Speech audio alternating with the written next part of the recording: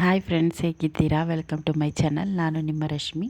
ಇವತ್ತು ನಿಮಗೆ ಸೋಯಾ ಪಲಾವ್ ಮಾಡೋದನ್ನ ಹೇಳ್ತಾ ಇದ್ದೀನಿ. ತುಂಬ ಈಸಿ ರೆಸಿಪಿ ಆ್ಯಂಡ್ ಬೇಗ ಆಗುತ್ತೆ. ಇದನ್ನು ಒಂದ್ಸಲ ಟ್ರೈ ಮಾಡಿ. ಮೊದಲಿಗೆ ಇದಕ್ಕೆ ಏನೇನು ಬೇಕು ಅಂತ ಹೇಳ್ತೀನಿ.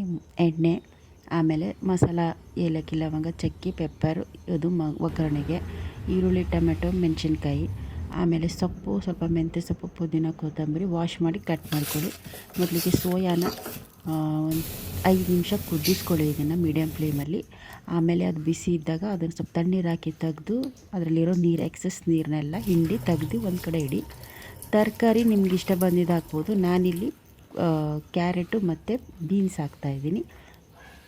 ಏನಿಲ್ಲ, ಮತ್ತು ಜಿಂಜರ್ ಗಾರ್ಲಿಕ್ ಪೇಸ್ಟು ಮತ್ತು ಬಿರಿಯಾನಿ ಮಸಾಲ ಪೌಡರ್ನ ಹಾಕಿ. ಬಿರಿಯಾನಿ ಮಸಾಲ ಪೌಡರು ಯಾವುದಾದ್ರೂ ಹಾಕ್ಬೋದು.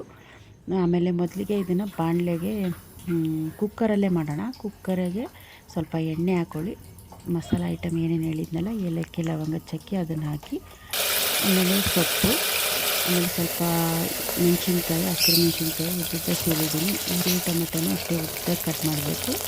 ಆಮೇಲೆ ಸ್ವಲ್ಪ ಬೆಂದಮೇಲೆ ಅರಿಶಿಣ ಪುಡಿ, ಆಮೇಲೆ ನಾನು ಹೇಳಿದ್ಮೇಲೆ ತರಕಾರಿಗಳು ಅದನ್ನು ಹಾಕಿ, ಬಿರಿಯಾನಿ ಪೌಡರು, ಖಾರದ ಪುಡಿ, ಪೆಪ್ಪರ್ ಪೌಡರ್ ಸ್ವಲ್ಪ ಹಾಕಿ. ಆಪ್ಷನಲ್ಲು, ಬಟ್ ಹಾಕಿ ಟೇಸ್ಟ್ ಚೆನ್ನಾಗಿ ಬರುತ್ತೆ.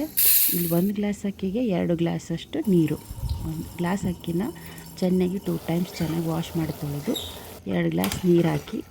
ಇದಕ್ಕೆ ಸ್ವಲ್ಪ ರುಚಿಗೆ ತಕ್ಕಷ್ಟು ಉಪ್ಪು, ಅಂದರೆ ನೋಡ್ಕೊಳ್ಳಿ ಉಪ್ಪು ಎಷ್ಟು ಬೇಕಷ್ಟು, ಮತ್ತು ಉಪ್ಪು ಕಮ್ಮಿ ಇತ್ತಂದರೆ ಉಪ್ಪು ಹಾಕಿ.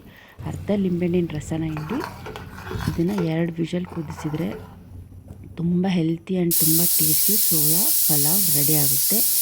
ಇದೇ ರೀತಿ ರೆಸಿಪೀಸಿಗೆ ನನ್ನ ಚಾನಲ್ ರಶ್ಮಿ ಕನ್ನಡ ವ್ಲಾಗ್ಸ್ನ ದಯವಿಟ್ಟು ಫಾಲೋ ಮಾಡಿ. ತುಂಬ ಈಸಿ ಆ್ಯಂಡ್ ಸಿಂಪಲ್ ರೆಸಿಪೀಸ್ ಹಾಕ್ತೀನಿ. Thank you for watching.